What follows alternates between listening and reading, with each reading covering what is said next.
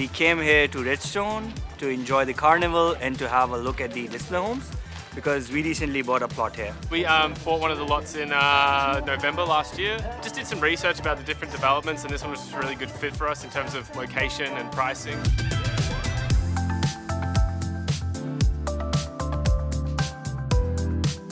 I'm looking at Henley for now. They had a new design which is quite appealing to me, so I'm probably gonna stick to that. We're with 8 homes, again just for that combination of pricing and size, that sort of thing. We really enjoyed designing our own house. There was a few changes we made to make it ours, which we really enjoyed.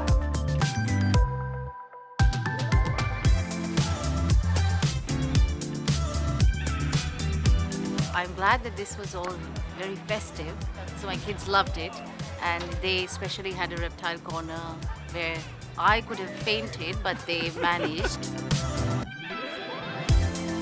There was a really great cannoli, beautiful pasta, a few rides around for the kids and whatnot. Got to hold an alligator.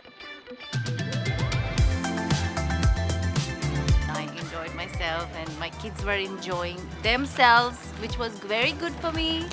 I didn't have to look for them, so it was really nice.